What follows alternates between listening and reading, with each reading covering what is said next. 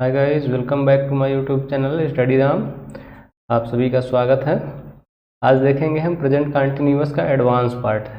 हमने पिछले लेक्चर में कवर किया था उसका बेसिक पार्ट। आज देखेंगे एडवांस पार्ट। एडवांस पार्ट में हमको क्या क्या कवर करना है कि प्रेजेंट कंटिन्यूअस के जो सेंटेंस होते हैं वो क्या क्या डिस्क्राइब कर सकते हैं, वो आखिर क्या क्या दर्शा सकते हैं, जिसमें मैंने इसके 5 एप्लीकेशन लिख रखे हैं कि क्या क्या ये दर्शाएंगे। उसके बाद हम अगला देखेंगे कंपैरेटिव एनालिसिस। प्रेजेंट इंडेफिनिट और प्रेजेंट कंटिन्यूअस के सेंटेंसों में क्या डिफरेंस होता है, उनकी मीनिंग में क्या अंतर होता है। अगर हम एक वाक्य को इंडेफिनिट में लिख रहे हैं और उसी वाक्य को फिर हम कंटिन्यूअस में लिख रहे हैं तो दोनों के मीनिंग में कितना चेंज आता है उसको समझना बहुत ज़रूरी है। तो देख लेंगे। उसके बाद सबसे महत्वपूर्ण टॉपिक आएगा use of stative verb in continuous tenses. तो ये हमारा 6 टेंसेज में बेनिफिशियल होगा, जैसे कि हमारा प्रेजेंट कंटिन्यूअस हो गया, पास्ट कंटिन्यूअस, फ्यूचर कंटिन्यूअस। इसी तरह से तीनों के परफेक्ट कंटिन्यूअस में भी ये हमको बहुत बेनिफिट देगा। पहली चीज़ तो इसको हम देख लेंगे। अगर हम आज पहले ही कंटिन्यूअस टेंस में इसको कवर कर लेते हैं तो आने वाले अगले 5 हमारे जो और टेंस हैं कंटिन्यूअस के, उसमें हमको कोई दिक्कत नहीं होगी। और लास्ट में हम देखेंगे कि स्पेलिंग रूल्स। जब हम कंटिन्यूअस फॉर्म में आईएनजी का प्रयोग करते हैं, मेन वर्ब में आईएनजी ऐड करते हैं, तो वहाँ पे कुछ चेंजेज आते हैं हमारे स्पेलिंग में। वो क्या क्या होंगे उनको कवर कर लेंगे। तो आइए शुरू करते हैं। पहले हम देखेंगे कि इनके यूज़ कहाँ कहाँ होंगे, इनका एप्लीकेशन क्या होगा और ये क्या दर्शाते हैं। जब हम इसके पहले यूज पे आएंगे तो ये क्या करता है, describe an action that is ongoing during the exact moment of speaking. इसका मतलब ये है कि ये उस एक्शन को दर्शाता है जो बोलते समय जारी हो। मतलब जब हम बात कर रहे हैं उस कार्य की, उस समय वो कार्य प्रगति में होगा, उस समय वो कंटिन्यू होगा, वो प्रोग्रेस में होगा। जैसे आइए एग्जांपल देख लेते हैं। अगर कहूँ कि ही इज़ ड्रिंकिंग वाटर, तो इसका मतलब ये होगा कि वो व्यक्ति उस समय पानी पी रहा होगा। तब हम इस कंटिन्यूअस टेंस का प्रयोग करेंगे उसके लिए। जैसे अभी की बात की जाए तो I am teaching you English, मेरे बारे में बात हो रही है तो मैं इस समय अभी आपको इंग्लिश पढ़ाने का काम कर रहा हूँ। मतलब जिस समय बात हो रही है उस समय ये कार्य प्रगति पे है, समझिएगा। एक और एग्जांपल देखते हैं। She is writing a letter. अगर हम कह रहे हैं she is writing a letter, तो इसका मतलब ये है कि वो इस समय पत्र लिखने का कार्य कर रही है। मतलब हम उसको देख पा रहे हैं कि या जान पा रहे हैं, किसी तरह से हमको ये महसूस हो रहा है कि वो कार्य प्रगति पे है, कंटिन्यू है, तभी हम इसका प्रयोग करेंगे। रूल जो हमारा यूज नंबर 1 है एप्लीकेशन 1 में इसके, ठीक है। इसी तरह देख लीजिए, मोहन इज़ प्लेइंग फुटबॉल। मतलब मोहन इस समय फुटबॉल खेल रहा है। हम जब ये वाक्य बोलेंगे कि मोहन इज़ प्लेइंग फुटबॉल, सामने वाले के दिमाग में ये बात आएगी कि इस समय मोहन फुटबॉल खेल रहा है, ठीक है। सरला इज़ कुकिंग द फूड, सरला खाना बना रही है। तो इस तरह से हमने पहला यूज देखा इसका कि ये क्या दिखाता है, action that is ongoing during the exact moment of speaking. मतलब जब उस एक्शन की बात हो रही होगी उस समय वो एक्शन कंटिन्यू प्रोसेस में होगा, ठीक है। आइए इसके और यूज देखते हैं। जब इसके हम सेकंड यूज पे आएंगे तो क्या बताएगा, describe an action that is ongoing around the moment of speaking. Around the moment of speaking including the past, the present and the future.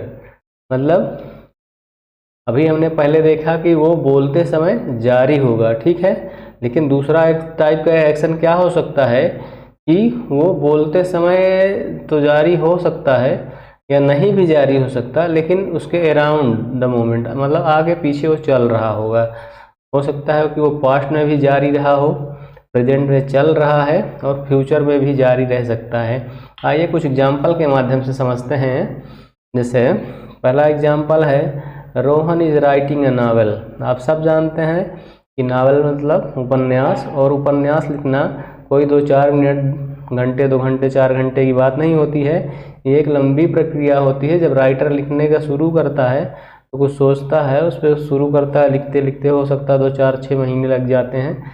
तो ये प्रक्रिया भी ग्रेजुअली इंक्रीज हो रही है, धीरे धीरे कंप्लीशन की ओर पहुंच रही है। तो इस तरह के एक्शन को भी इसके माध्यम से हम दर्शाएंगे। कैसा कि जो जरूरी नहीं कि मोमेंट ऑफ स्पीकिंग पे जारी है, लेकिन वो आगे पीछे चल रहा है एक सतत प्रक्रिया में, मतलब वही लेखन का कार्य जारी है, इस तरह समझिएगा।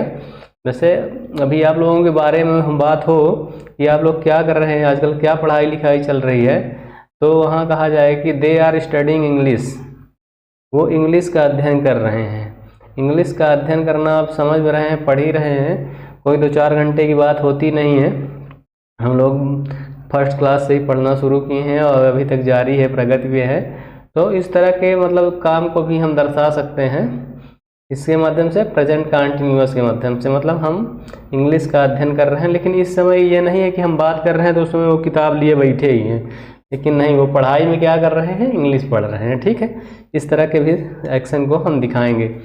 और देख लेते हैं, जैसे we are decorating our house, जैसे होली दिवाली का कुछ त्यौहार आता है, हम लोग अपने घर की डेकोरेशन करते हैं। तो डेकोरेशन प्रक्रिया भी कभी कभी लंबी हो जाती है, 2-4 दिन चलती है उसको। तो इस तरह, लेकिन ज़रूरी नहीं, देखिए उस समय हम डेकोरेशन का काम तो कर रहे हैं, सुबह से लेकर शाम तक चल रहा है, लेकिन रात के 8 बजे मित्र का फ़ोन आता है कि भाई व्हाट इज़ गोइंग ऑन, क्या चल रहा है आजकल। तो हम लोग कहते हैं we are decorating our house.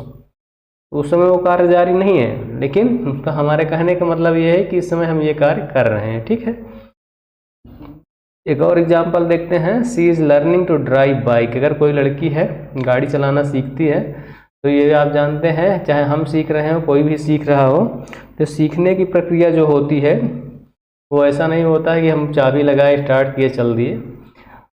थोड़ा सा हिम्मत करके चलाना शुरू करते हैं, कुछ दूर जाते हैं, नहीं बनता, अगले दिन ये सब चलता रहता है। तो इस समय वो भी एक प्रक्रिया होती है, हो सकता है 2-4 घंटे लगे, 2-4 दिन लगे। इस तरह से हम इस तरह के एक्शन को भी दर्शा सकते हैं। तो हमने क्या देखा, पहले में देखा कि मोमेंट ऑफ स्पीकिंग पे जारी है, दूसरा हो सकता है मोमेंट ऑफ स्पीकिंग पे जारी हो या ना हो, लेकिन उसके अगल बगल चल रहा हो। और तीसरे टाइप का हम देखते हैं, तो तीसरा यूज होगा, ये क्या होगा, describe an action that is happening more often than is considered to be normal by some people. मतलब ऐसा वाक्य है जो किसी व्यक्ति से, सामान्य व्यक्ति से उस तरह की घटना, उस तरह की हैबिट, उस तरह के एक्शन की उम्मीद नहीं की जा सकती, लेकिन वो आजकल थोड़ा सा फ्रीक्वेंट हो गया है, अक्सर हो जाता है। जैसे कभी कभी हम ही देखते हैं कि कोई घटना अक्सर हमसे कभी गलती से होना शुरू होती है, तो ना चाहते हुए भी एक के बाद एक गलतियां होती रहती हैं, लेकिन वो हमारी आदत नहीं होती है। लेकिन कभी कभी ऐसा हो जाता है कि वो चीज़ हमारे साथ बार बार घटित होती है, जो सामने वाले को इरिटेट करती है। ठीक है, सामने वाले को उससे समस्या होती है, इरिटेशन होती है। तो उस तरह के एक्शन को भी हम दिखाएंगे, लेकिन वहाँ एक शर्त होगी कि हम वहाँ यूज करेंगे क्या, एडवर्ब ऑलवेज, कॉन्स्टेंटली, कंटिन्यूली या फॉर एवर, इस तरह के एडवर्ब का प्रयोग करेंगे। और ये हमारा सेंस जो होगा ये निगेटिव सेंस में होगा। हम जब कभी व्यंग्यात्मक रूप से कहते हैं या किसी की आलोचना करना चाहते हैं, तब इस तरह के निगेटिव सेंस में इसका प्रयोग करेंगे। जैसे लिखा है, he is always losing his की। ये उसकी आदत नहीं है कि जब देखो वो अपनी चाबी खो देगा, लेकिन आजकल कुछ दिनों से उसके साथ ऐसी घटना होती है कि खोया खोया रहता है, कहीं लेके गया, छोड़ दिया। तो ये एनाइंग हैबिट है। किसी व्यक्ति से ये उम्मीद नहीं की जाती कि वो अपनी चाबी खोता रहे, लेकिन हो जाता है, कभी कभी होता है। दिमाग हमारे लोगों का कहीं इधर उधर रहता है और हम वो घटना फ्रिक्वेंटली होती रहती है। बाद में जब उस पर विचार करते हैं तो हमें भी लगता है कि यार ऐसा क्यों हो रहा है लगातार। ये सब चीज़ें होती हैं। एक एग्जांपल और देखते हैं, they are always making a noise. कुछ लोग हैं साथ में रह रहे हैं, लेकिन आजकल क्या करते हैं, वो शोरगुल ज़्यादा मचाते हैं। कुछ किसी मूड में हो सकते हैं, हो सकता है कुछ हंसी मजाक चल रहा है, आजकल कुछ ज़्यादा मज़े ले रहे हों, जब देखें ना, तो ये सब कार्यक्रम चलता रहता है। तो वहाँ भी हम इस तरह से इसका उपयोग कर सकते हैं। और आप लोग पढ़ाई करने वाले स्टूडेंट हैं, तो आपके साथ ये भी घटना होती होगी कि जब बाहर हम पढ़ाई लिखाई के सिलसिले से रह रहे हैं रूम लेके, तो रूम पार्टनर भी रहता है, अकेले रूम रेंट अफोर्ड नहीं कर पाते हम लोग, लेकिन पार्टनर ठीक ठाक चल रहा होता है, बीच में कुछ दिनों से वो भी डिस्टर्ब लग रहा है, अक्सर बनाया खाया जैसे तैसे किचन छोड़ दिया, तो वो भी हमको परेशान कर रही है, उसकी आदत ना इरिटेट कर रही है। तो ऐसी हैबिट्स को हम रिप्रेजेंट करेंगे इसके साथ। लेकिन यहाँ हम देखेंगे कि हमारे जो है एडवर्ब ऑलवेज, कॉन्स्टेंटली, कंटिन्यूली और फॉरएवर जैसे हमारे जो एडवर्ब हैं उनका हम प्रयोग करेंगे। एक एग्जांपल देखते हैं, माई roommate is always leaving the kitchen in a mess. आजकल क्या है, मेरा जो रूममेट है वो अक्सर किचन जो है गंदा छोड़ देता है। उसकी आदत नहीं है, लेकिन आजकल फ्रिक्वेंटली ये हो रहा है, जो सामने वाले को इरिटेट कर रहा है। इस तरह के हमारे जो एक्शन हैं उनको भी हम दिखा सकते हैं। अभी तक हमने 3 इसके यूज़ देख लिए हैं, आइए कुछ और देखते हैं। जो हमारा चौथा होगा वो क्या करेगा, describe an action that is temporary not permanent. Action क्या होगा, टेम्परेरी होगा। अगर हम इसके माध्यम से दिखाते हैं तो परमानेंट नहीं होगा।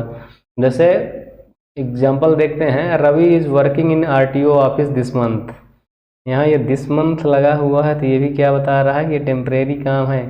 रवि परमानेंट आरटीओ ऑफिस में काम नहीं करता, उसकी वहाँ जॉब नहीं है। हो सकता है किसी कारणवश 1 महीने के लिए उसको बुला लिया गया हो, वर्कलोड अधिक होने की वजह से। तो हम अगर कह रहे हैं कि he is working in RTO office this month नहीं भी लगाते हैं, तब इसका मतलब यही समझा जाएगा कि आरटीओ ऑफिस में वो अभी काम कर रहा है, ये टेम्परेरी है, परमानेंट वहाँ वो काम नहीं करता। अगर हम उसको दिखाएंगे कि उसकी वहीं जॉब है तो हमको लिखना होगा कि Ravi works in RTO office. ठीक है, रवि इज़ वर्किंग नहीं, Ravi works in RTO office, तो इसका मतलब कि रवि उस आरटीओ ऑफिस में काम करता है। आइए एग्जाम्पल और देखते हैं, I am staying at hotel for a week. क्या बता रहा है कि फॉर अ वीक, यहाँ ये दिखा रहा है कि टेम्परेरी एक्शन है, कुछ दिन के लिए। कोई भी बाहर जाते हैं किसी सिलसिले से हम, तो हर जगह घर तो होता नहीं, हमको होटल में ही रुकना होता है। तो इस तरह के एक्शन जो दिखाते हैं, क्या दिखाते हैं, हमारे टेम्परेरी एक्शन या सिचुएशन को दिखाते हैं। ठीक है, आइए एग्जाम्पल और देखते हैं, Mohan is teaching history. Mohan is teaching history कह रहे हैं तो मोहन ये बता रहा है कि मोहन, पहला चीज़ डिस्क्राइब करेगा कि ये मोहन पढ़ाने का काम इस समय कर रहा है, वो इस समय टीचिंग कर रहा है, मोमेंट और स्पीकिंग के कार्य जारी है। दूसरा ये बता रहा है कि ये हिस्ट्री के टीचर नहीं है मोहन। दूसरी चीज़ ये बता रहा है कि मोहन हिस्ट्री के टीचर नहीं है, ये टेम्परेरी एक्शन है। अगर हम इसका परमानेंट वो बताना चाहें कि मोहन किस चीज़ के टीचर हैं, तब हमको लिखना होगा कि Mohan teacher history, Mohan history पढ़ाते हैं। अगर हम ये लिख रहे हैं तो इसका मतलब है कि मोहन हिस्ट्री के टीचर हैं, उनका ये सब्जेक्ट है पढ़ाने का। लेकिन अगर हम कह रहे हैं कि मोहन इज टीचिंग हिस्ट्री, तो इसका मतलब ये है कि मोहन हिस्ट्री के टीचर नहीं हैं, किसी और सब्जेक्ट के टीचर हैं, लेकिन इस समय वो बता रहे हैं टेम्परेरी काम है। ठीक है, कभी कभी होता है मल्टी टैलेंटेड टीचर होते हैं, देखें किसी क्लास में पहुँचे, हम जिस सब्जेक्ट की क्लास होती है वही बताना शुरू कर देते हैं, तो इस तरह की बातें होती हैं, तो वो हमको टेम्परेरी एक्शन दिखाएगा। ठीक है, एक एग्जांपल और देखते हैं, Reema is living in the Punjab. अगर हम कह रहे हैं कि Reema is living in the Punjab, तो ये बता रहे हैं कि रीमा वर्तमान में पंजाब में है, और लेकिन इसका वहाँ निवास नहीं है, वो वहाँ की निवासी नहीं है। अगर कोई हमसे पूछता है वेयर डू यू लिव, आप कहाँ रहते हैं, तो वो हमारा परमानेंट निवास पूछ रहा है, और हमको वहाँ बताना होगा कि I live in UP, Bihar या पंजाब। ठीक है, जहाँ रहते हैं। लेकिन अगर मैं कह रहा हूँ कि I M living in UP, तो इसका मतलब मैं इसमें यूपी में हूँ, लेकिन यूपी का निवासी नहीं हूँ। ठीक है, तो देखते हैं, रीमा लिव्स इन बिहार, ये परमानेंट है कि वो बिहार की रहने वाली है। लेकिन Reema is living in Punjab, तो वो टेम्परेरी एक्शन है, वो बिहार की रहने वाली है लेकिन पंजाब में इस समय रह रही है। ठीक है, आशा करता हूँ चीज़ें आपको समझ में आ रही होंगी। आइए अगला यूज़ देखते हैं, 5वां और लास्ट। क्या करता है, describe a pre planned action that is going to happen in the future.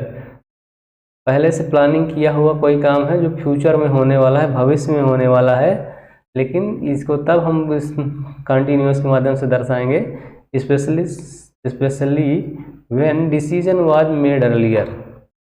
जब हम उसका डिसीजन पहले ले चुके होंगे, पहले से उसका शेड्यूल तैयार कर चुके होंगे, टाइम टेबल फिक्स हो चुका होगा कि हाँ हमको इस दिन ये काम करना है। और होता भी यही है, हम कोई भी कार्य करने से पहले उसकी योजना बनाते हैं, उसके बाद उसको फिक्स करते हैं, शेड्यूल करते हैं, तब कोई काम करते हैं। तो इस तरह के एक्शन को भी हम प्रेजेंट कंटिन्यूअस के माध्यम से दर्शा सकते हैं। देखते हैं कि example, we are going to a party on Sunday, मतलब संडे को हम एक पार्टी करने जा रहे हैं या हम पार्टी अटेंड करने जा रहे हैं। ठीक है, ये संडे आज नहीं है, संडे जो है आने वाला है, लेकिन हमारी प्लानिंग फिक्स हो चुकी है कि हम पार्टी करेंगे। ठीक है, दूसरा देख लेते हैं कि Radha is meeting her father next month. Radha का प्रोग्राम फिक्स हो चुका है, उसका शेड्यूल बन चुका है कि वो अगले महीने अपने पिताजी से मिलेगी। ठीक है, इसका मतलब कि राधा अगले महीने अपने पिता से मिलेगी, ये उसका शेड्यूल्ड है, पहले से डिसीजन लिया गया है, फिक्स टाइम। इसी तरह से एक एग्जाम्पल और देखते हैं, I am going to Delhi tomorrow, मैं कल दिल्ली जा रहा हूँ। हिंदी में अपने बोलचाल की भाषा में बोल रहे हैं कि मैं कल दिल्ली जा रहा हूँ, लेकिन जा रहा हूँ का मतलब ये है कि अभी जाना होता है ना, कल जाऊँगा तो हम ये भी तो बोल सकते हैं कल जाऊँगा, लेकिन जो हिंदी में हम बहुत तरह से बोलते हैं वो हमारी मातृभाषा है, लेकिन वो ज़रूरी नहीं कि जितना कुछ हम बोलते हैं वो ग्रामेटिकली सही ही है। ठीक है, लेकिन जब हम इंग्लिश की बात करेंगे तो यहाँ हम जब कॉम्पिटिटिव एग्जाम में जो आता है वो उसको हम कवर करेंगे, तो यहाँ दिखा रहा है कि I am going to Delhi tomorrow, मेरा ये शेड्यूल है, कल मैं दिल्ली जाऊँगा। इसका मतलब ये है कि कल मैं दिल्ली जाऊँगा, तो इसको हम इस तरह से भी बोल सकते हैं कि I am going to Delhi tomorrow. लेकिन जब इस तरह के हम सेंटेंस का प्रयोग करेंगे तो यहाँ हमारा फ्यूचर दर्शाने वाले वाक्य जो हैं वर्ड आने चाहिए, जैसे यहाँ संडे, नेक्स्ट मंथ, टुमारो, इस तरह से आना चाहिए। They are starting a new job next week, वे अगले हफ्ते नया काम शुरू करेंगे। हम इस तरह से बोल रहे हैं, कब शुरू कर रहे हैं तो बता दे रहे हैं कि अगले हफ्ते शुरू कर रहे हैं, वे अपना काम अगले हफ्ते शुरू कर रहे हैं। इस तरह से भी हिंदी में बोलते हैं, वही चीज़ यहाँ हम दिखाएंगे। इसका मतलब होता है कि वे अपना काम अगले हफ्ते शुरू करेंगे, ये उनका टाइम टेबल फिक्स हो चुका है, डेट फिक्स हो चुकी है कि हाँ इस दिन इसका इनॉग्रेशन होना है, उस दिन से स्टार्ट हो जाएगा। इस तरह के एक्शन को भी हम दिखा सकते हैं। अगला देख लेते हैं, Ravi is arriving from Delhi in the evening, ये उसका फिक्स हो गया कि आज शाम को दिल्ली से आ रहा है, तो भाई टिकट बुक है, 5 फ्लाइट का अपना सब कुछ हो चुका है, निकलेंगे और शाम को उनका आना बिल्कुल फिक्स है। तो इस तरह का एक्शन, अभी शाम हुई नहीं है लेकिन हम इस तरह के एक्शन को दिखाने के लिए प्रेजेंट कंटिन्यूअस का प्रयोग कर सकते हैं। तो हमने क्या क्या देखा, 5 टाइप की इसके एप्लीकेशन देखे। पहला, मोमेंट ऑफ स्पीकिंग पे जारी हो। दूसरा, मोमेंट ऑफ स्पीकिंग के अगल बगल जारी हो। तीसरा, हमने देखा कोई एनाइंग हैबिट है, टेम्परेरी हैबिट है, उसको देखेंगे। चौथा, कोई टेम्परेरी एक्शन है, टेम्परेरी एक्शन, उसको दिखाने के लिए। पांचवा, हमारा प्री प्लान्ड फ्यूचर एक्शन, उनको दिखाने के लिए। इस तरह से हम 5 तरह से इसके प्रयोग करते हैं। आइए इसके बाद हम देखते हैं कुछ। अगला हम टॉपिक जो कवर करने वाले हैं वो कंपैरेटिव एनालिसिस है, प्रेजेंट इंडेफिनिट और प्रेजेंट कंटिन्यूअस का। अगर हम किसी चीज़ को प्रेजेंट इंडेफिनिट में उस सेंटेंस को लिख रहे हैं और प्रेजेंट कंटिन्यूअस में, तो उन दोनों के बीच में क्या फ़र्क आ रहा है। प्रेजेंट इंडेफिनिट के माध्यम से हम दिखाते हैं things which are always true, वो बातें, वो फैक्ट, वो चीज़ जो हमेशा सत्य होता है उसको हम दर्शाने का कार्य करते हैं। और इसमें दिखाते हैं का action happening at the moment of speaking, बोलते समय जारी। पहला चीज़ ये देख लीजिएगा, जैसे हम कह रहे हैं कि water boils at 100 degree, 100 degree पे पानी उबल जाता है। ये एक फैक्ट है, ये हमेशा सत्य बात है। जब भी हम 100 डिग्री सेंटीग्रेड तक पानी को उबालते हैं तो वो क्या होता है, गर्म करते हैं तो उबल जाता है। लेकिन इस समय हम क्या कर रहे हैं, मोमेंट ऑफ स्पीकिंग के अगर एक्शन जारी है तो मैं कहूँगा कि I am boiling some water for tea, मैं चाय बनाने के लिए पानी उबाल रहा हूँ, तो वो कार्य जो है उस समय जारी है। वहाँ हम क्या बताएंगे रहे हैं कि अगर हम इतने डिग्री तक उबालते हैं तो गर्म करते हैं तो उबल जाएगा। ठीक है, इस तरह से परमानेंट सिचुएशन, जैसे अभी मैंने बताया था कि राहुल लिव्स इन केरला, ये उसकी परमानेंट सिचुएशन है क्योंकि केरला का निवासी है। लेकिन अगर हम कहें कि Rahul is living in Kerala, तो वो क्या बताएगा, ये टेम्परेरी एक्शन है, वो केरला का रहने वाला नहीं, फिर तो कहीं और का। जैसे इसमें देखते हैं कि ये टेम्परेरी सिचुएशन बताता है, Rahul lives in Punjab for a few month, कुछ महीनों से वो पंजाब में रह रहा है, लेकिन usually he lives in Kerala, वो केरला में रहता है, वो केरला का निवासी है, लेकिन इस समय पंजाब में रह रहा है। तब हम यहाँ टेम्परेरी एक्शन को दिखाने के लिए प्रेजेंट कंटिन्यूअस का प्रयोग करेंगे।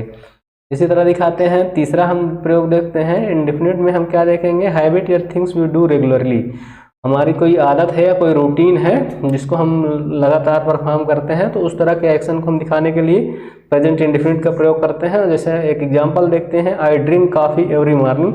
ये मेरी आदत है, सुबह उठता हूँ, फ्रेश होता हूँ, उसके बाद कॉफ़ी पीता हूँ। ठीक है, लेकिन यहाँ क्या दिखाएंगे हम, कोई anything habit, usually with always, adverb जो होता है ऑलवेज यूज करते हैं। अभी मैंने आपको बताया है कि एनाइंग हैबिट को दिखाते हैं। जैसे Rita is always making this mistake. Rita आजकल कोई गलती है उसको बार बार दोहरा रही है। तो आप जानते हैं कि एक बार हो गया, 2 बार आदमी बर्दाश्त करता है, उसके बाद उसको कीड़ा आने लगती है। तो उस तरह के जो हैबिट है, एनाइंग हैबिट्स है, उनको दर्शाते हैं प्रेजेंट कंटिन्यूअस के माध्यम से। लेकिन अगर हम प्रेजेंट इंडेफिनिट से दिखाएंगे तो उसको परमानेंट एक्शन, परमानेंट हैबिट को दिखाएंगे, उसके रूटीन को दिखाएंगे। जैसे एक इसमें देखते हैं कि Rohit goes to school daily, ये उसका रूटीन है, वो प्रतिदिन स्कूल जाता है।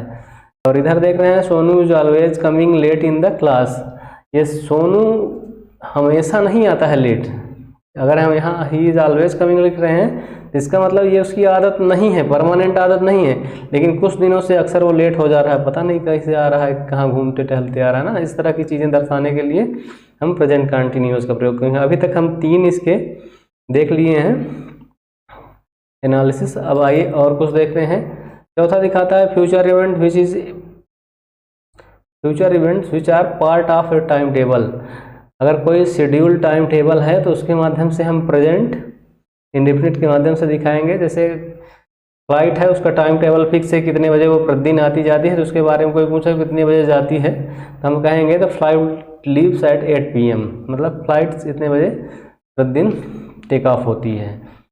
My English class starts at 9 AM, मेरी इंग्लिश की क्लास जो है वो प्रतिदिन 9 बजे शुरू होती है। इसका मतलब ये है कि जब 9 बजते ही मेरी क्लास शुरू हो जाती है। ये एक शेड्यूल है मेरी क्लास का, इस तरह से दिखा सकते हैं। ये क्या होता है, डेफिनेट फ्यूचर प्लान्स क्या करता है कि कोई प्री प्लान फ्यूचर एक्शन है उसको, जैसे the flight is leaving at 8 PM tomorrow. अगर मैं किसी फ्लाइट से मैं जा रहा हूँ और मेरा टिकट है, तो मैं उसके लिए बताऊंगा कि कल मैं इतने बजे जा रहा हूँ। मैं कहूँगा the flight is leaving at 8 PM tomorrow, कल 8 बजे मेरी जो है फ्लाइट है। ठीक है, इस तरह से हम इसको दर्शाएंगे। एक और देखते हैं कि I am meeting Rohit after the class tonight, मैं क्लास करने जा रहा हूँ, अभी क्लास में हूँ, या तो कुछ जब भी मेरी क्लास ख़त्म होगी उसके बाद शाम को या रात में मेरा रोहित से मिलने का प्रोग्राम फिक्स हो चुका है। वो क्या हो चुका है, उसकी पहले से प्लानिंग कर ली गई है। इस तरह से इसको दिखाते हैं। एक और दिखाएंगे, रूटीन है Suresh watches the news eight 7 PM। जैसे है 7 बजता है शाम को, सुरेश टीवी के सामने बैठ जाते हैं न्यूज़ देखने के लिए। यहाँ ये क्या दिखाता है, उसका रूटीन है, 7 बजते हैं वो चालू कर लेते हैं। लेकिन अगर मैं कहूँ Suresh is watching the news, तो ये इस समय क्या हो सकता है, उस समय वो देखने का कार्य जारी है। लेकिन यहाँ हम क्या बता रहे हैं, उसका रूटीन बता रहे हैं। उस समय देख नहीं रहे हैं, लेकिन उसका रूटीन बता रहे हैं कि वो 7 बजे देखना शुरू करते हैं प्रतिदिन। और यहाँ Suresh is watching the news, तो सुरेश वो न्यूज़ देखने का काम कर रहे हैं, वो कहीं बीच में प्रोसेस है, कंटिन्यू है। चीज़ें समझ में आ रही होंगी। अगला एक देख लेते हैं, to talk about what happens in books, plays and films. हमारा क्या होता है, किताब में कोई ये डिस्क्राइब की गई हो उसको जब बताने की बात होती है। कोई प्ले होता है, कोई नाटक होता है, उसको किसी मूवी में कोई सीन चल रहा है, उसको अगर हम डिस्क्राइब करना चाहते हैं तो हम उसको प्रेजेंट इंडेफिनिट में करते हैं। जैसे हमारा स्पोर्ट कमेंट्री वगैरह हो गई, वो भी प्रेजेंट इंडेफिनिट में होती हैं।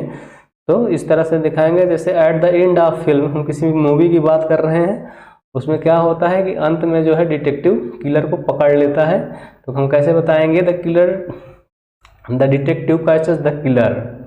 ठीक है, इस तरह की चीज़ें हम दर्शा सकते हैं। और प्रेजेंट कंटिन्यूअस के माध्यम से दिखाएंगे कि to talk about people in picture और फोटो। कोई फोटो लगी हुई है, कोई वो दिख रही तस्वीर, उसमें किसी कोई पूछता है ये क्या है भाई साहब, तो हम क्या बताते हैं कि इसमें जो उसके बारे में जो डिस्क्रिप्शन देंगे हम उसको प्रेजेंट कंटिन्यूअस में बताएंगे।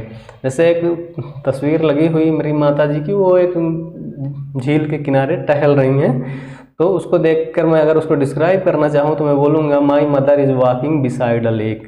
मेरी माता जी लेक के बगल बगल टहल रही हैं। ठीक है, तो इस तरह से हमने देखे कि प्रेजेंट इंडेफिनिट और प्रेजेंट कंटिन्यूअस के जो डिफरेंस हैं वो क्या क्या दर्शाते हैं, इनको हमने कवर किया है।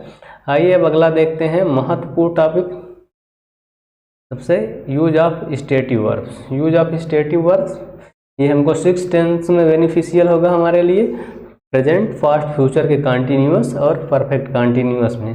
तो आइए इनको देख लेते हैं। इसमें क्या होगा कि हम एक्शन वर्ब को तो चाहे जिस टेंस में प्रयोग करें उसका उपयोग हो जाता है, लेकिन जो स्टेटिव वर्ब होती हैं वो हम जनरली कंटिन्यूअस में प्रयोग नहीं करते हैं। देखते हैं there are certain non continuous verb, they do not come in V1 ing form because normally you can not see someone doing that. ये क्यों प्रयोग नहीं हो सकती? क्योंकि उस एक्शन को हम किसी को करते हुए नहीं देख पाते हैं।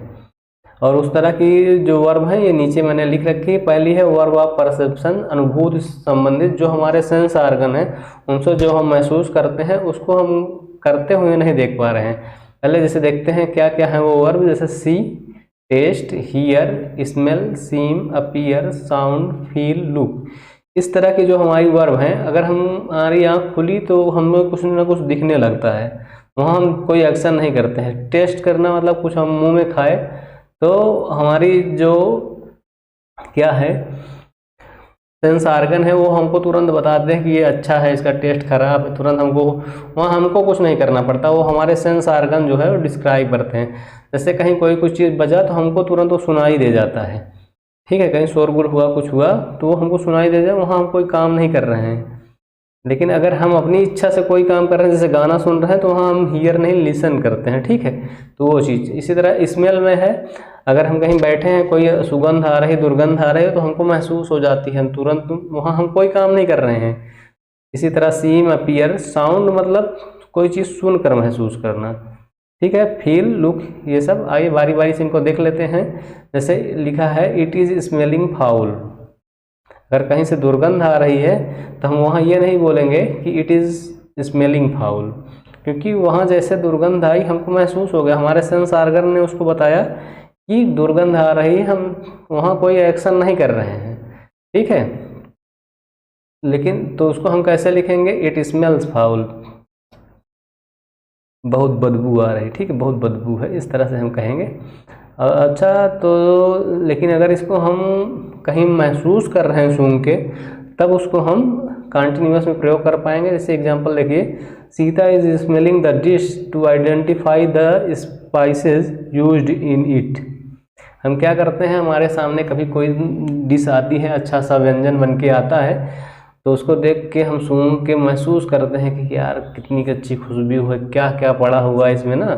कभी कभी महक से हम महसूस कर लेते हैं, उसको महक से हम आइडेंटिफाई करते हैं कि इसमें क्या क्या होगा। तो वही चीज़ जब इस तरह के एक्शन को हमको दर्शाना होगा, यहाँ सूंघना हो रहा है। ठीक है, तो यहाँ हम स्मेलिंग लिख सकते हैं, यहाँ ये सही होगा क्योंकि हम ये सूंघने का काम कर रहे हैं, कोई चीज़ लेकर सूंघ रहे हैं कैसी है, तो वो हम यहाँ एक्शन परफॉर्म कर रहे हैं। लेकिन कोई अपने आप आके हमारा सेंस ऑर्गन बता रहे हैं तो वो हम वहाँ इंडेफिनिट का प्रयोग करेंगे, कंटिन्यूअस का नहीं।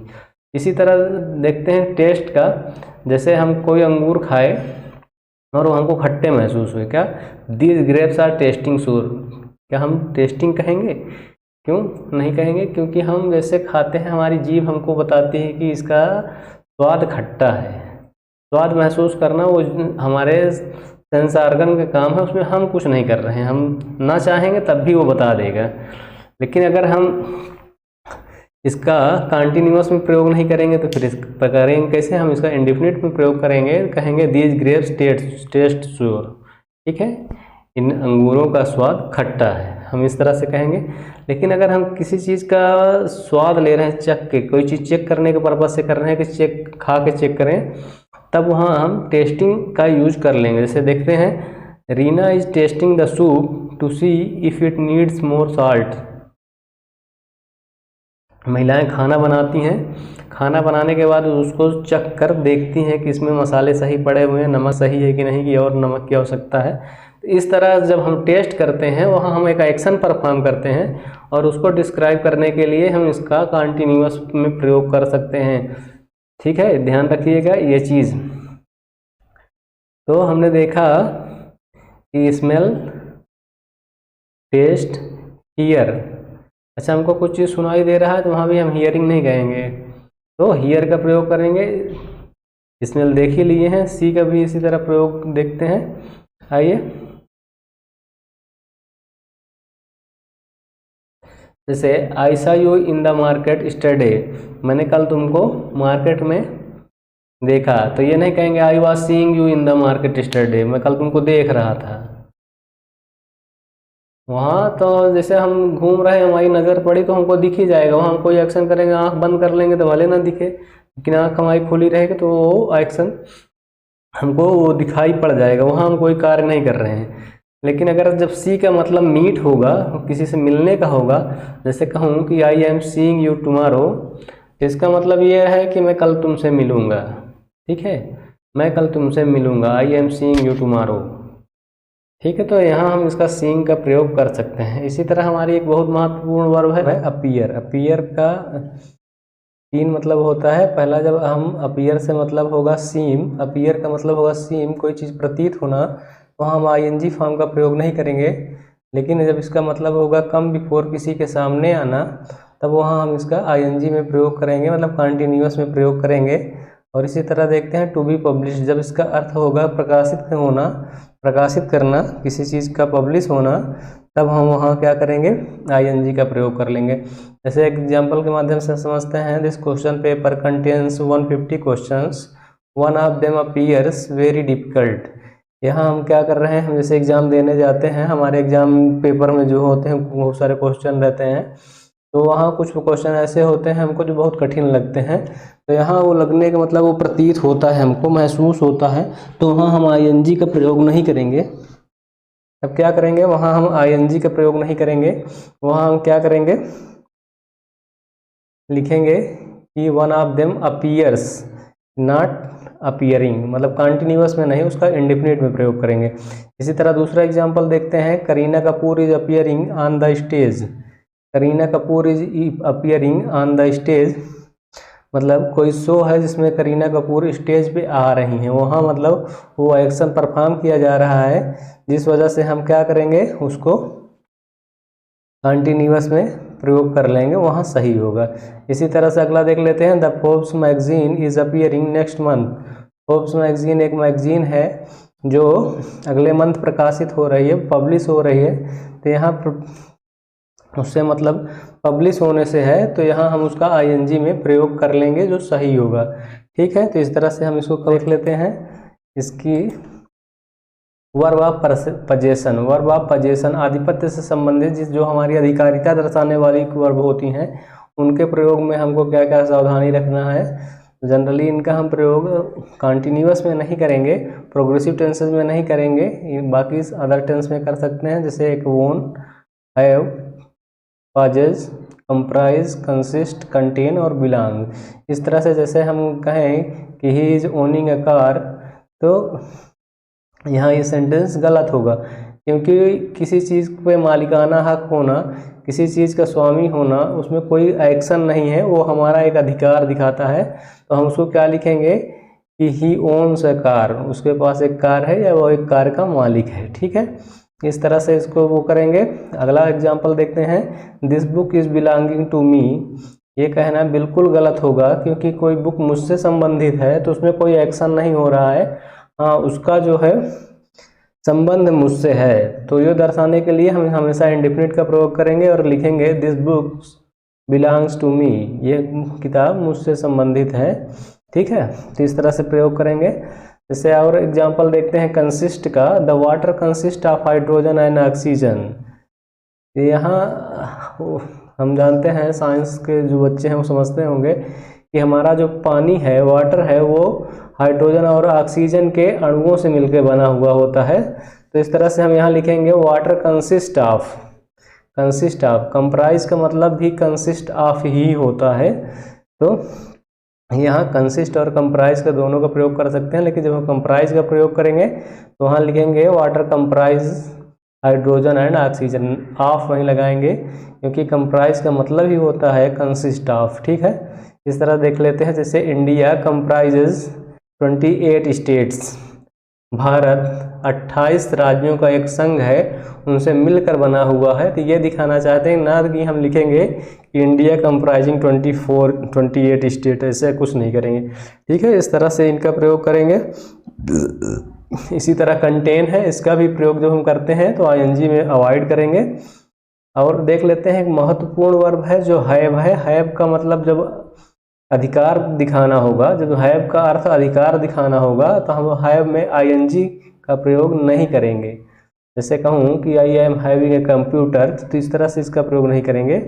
लेकिन जब हैव का अर्थ होगा खाना या एंजॉय करना, तब वहाँ हम जो है हैव का प्रयोग आईएनजी में कर सकते हैं। आइए देखते हैं, जैसे I am having a laptop, ये कहना बिल्कुल गलत होगा क्योंकि मेरे पास एक लैपटॉप है तो वो उसमें मैं कोई एक्शन नहीं कर रहा हूँ, है मेरे पास रखा हुआ है, तो हम कहेंगे आई हैव ए लैपटॉप, ये सही होगा ना कि I am having a laptop.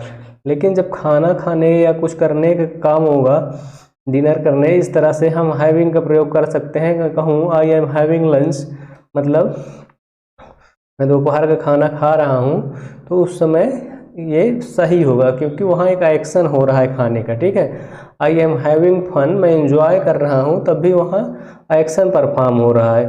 तो इस तरह से जो है हम हैव का प्रयोग करेंगे। आशा करता हूँ चीज़ें आपको समझ में आ रही होंगी।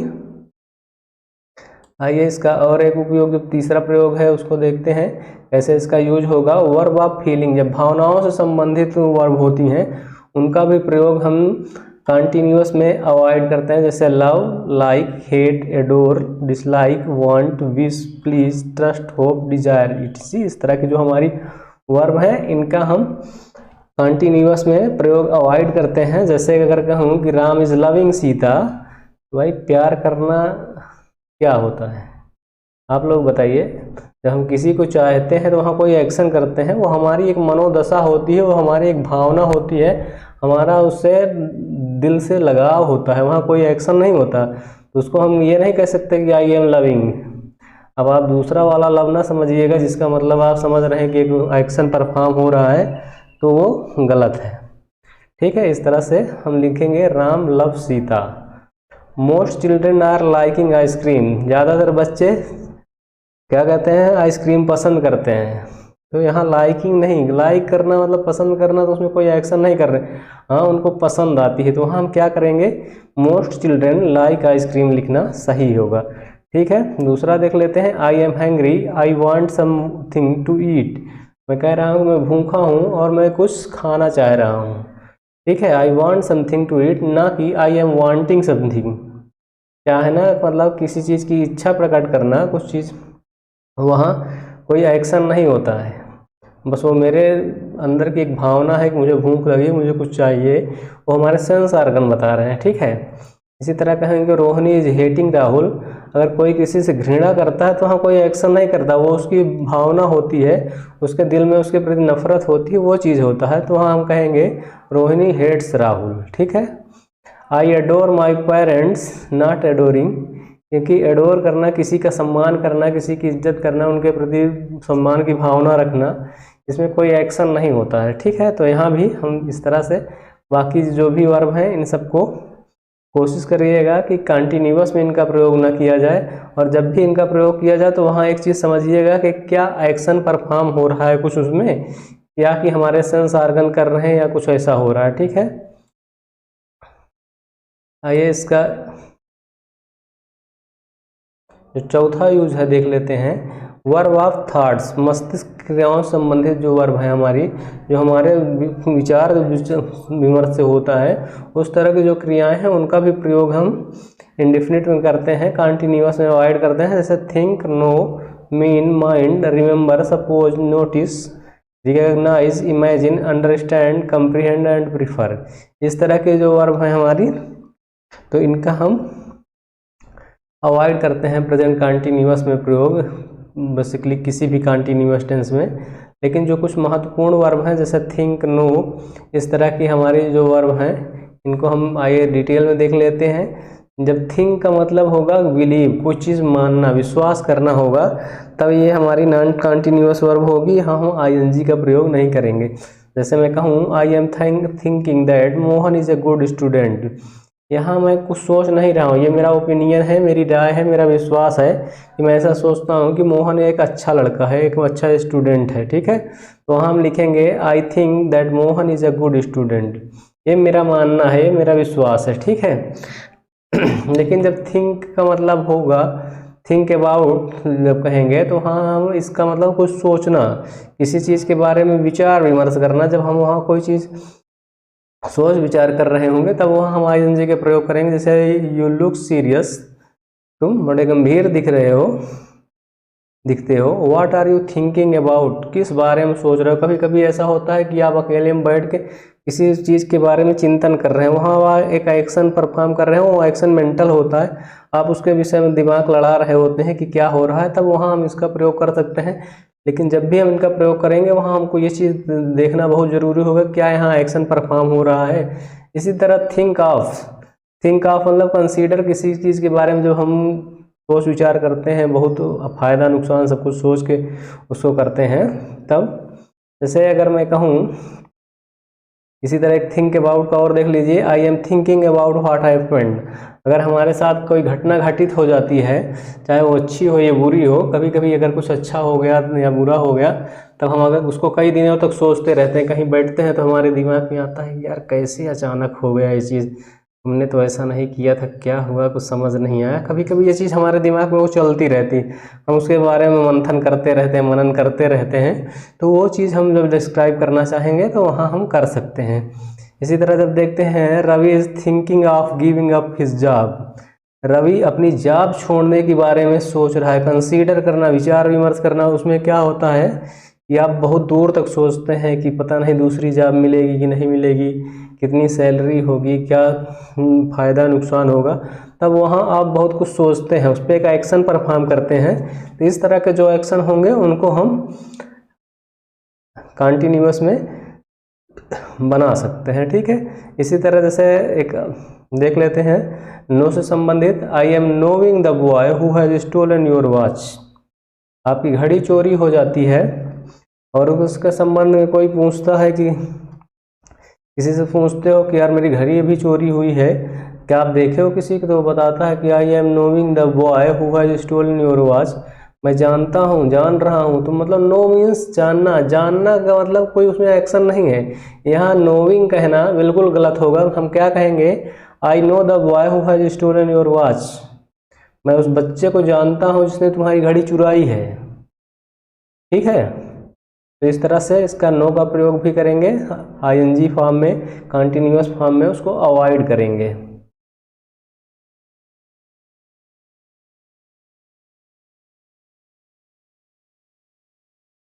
तो आइए एक लास्ट देख लेते हैं सम अदर वर्ब, कुछ अन्य वर्ब जो हैं इस तरह की, जैसे agree, afford, resemble, cost, require, refuse, become. इस तरह के जो वर्ब हैं इनका हम आईएनजी फॉर्म में या कॉन्टिन्यूअस में प्रयोग अवॉइड करेंगे। जैसे एक कुछ एग्जांपल देखते हैं एग्री से संबंधित, are you agreeing with me. अगर हम किसी से पूछ रहे हैं क्या तुम मुझसे सहमत हो, तो उसमें कोई एक्शन नहीं हो रहा है। अगर उनकी हमारी भावनाओं से मिल रही हैं, उनके सोच विचार हमसे मिल रहे हैं, तो कह देंगे कि आई एग्री विथ यू ना। तो वहाँ हम पूछेंगे do you agree with me, ये नहीं पूछेंगे कि you are agreeing with me, ये कहना बिल्कुल गलत होगा। इसी तरह अगर कोई है रिसेंबल की बात कर लेते हैं, कहेंगे Ranjit is resembling his father, Ranjit अपने पिता की तरह दिखता है। तो दिखता है तो उसमें कोई एक्शन नहीं है, उन दोनों की शक्ल मिलती जुलती है। इन जनरल ऐसा होता है कि आपके परिवार में किसी न किसी सदस्य से आपकी जो है चेहरा मिलता जुलता रहता है। तो वहाँ हम दिखाना चाहेंगे तो हम लिखेंगे रंजीत रिसेंबल्स हिज फादर, ना कि रिसेंबलिंग। और एग्जामिनर इन ही सब चीज़ों को एग्जाम में रखता है और हमसे गलती करवाने की कोशिश करता है। जैसे देखें कि this book is casting Rs 450। अगर हम कहें कि इस बुक की कीमत 450 रुपये है, कास्टिंग कहना बिल्कुल गलत होगा। कास्ट मतलब कीमत होती, कास्टिंग क्या, कोई कीमत, उसमें कीमत में कोई एक्शन थोड़ी हो रहा है, उसकी कीमत है ना। तो कीमत होने में कोई एक्शन नहीं हो रहा, तो उसको हम इस तरह से लिखेंगे दिस बुक्स कास्ट 450 रुपीज़। ठीक है, तो आशा करता हूँ कि ये चीज़ें आपको समझ में आई होंगी। बहुत ही महत्वपूर्ण है, इनको बहुत ध्यान दे के समझिएगा। एक बार ना समझ में आए तो आप दोबारा वीडियो प्ले करके देख लीजिएगा और इनको नोट कर लीजिएगा। जब भी आपकी नज़रों से ये वर्ब गुजरती हैं तो आप इनको ज़रूर देखिएगा कि इनका प्रयोग किस ढंग से किया गया है, और जहाँ अगर कंटिन्यूअस फॉर्म में किया गया है तो क्या वहाँ कोई एक्शन परफॉर्म हो रहा है या नहीं। आइए अब अपना लास्ट पार्ट देख ले रहे हैं स्पेलिंग का, क्योंकि जब हम कंटिन्यूअस टेंसेस का प्रयोग करते हैं तो वहाँ हमको प्रेजेंट पार्टिसिपल का प्रयोग करना होता है, और जब हम वर्ब में आईएनजी ऐड करते हैं तो वहाँ कुछ रूल हमको होते हैं स्पेलिंग से संबंधित, इनको देख लेना बहुत ज़रूरी होगा। आइए समझते हैं। मोस्ट वर्ब, ज़्यादातर जो क्रियाएं हैं उनमें आईएनजी ऐड करके काम चल जाता है।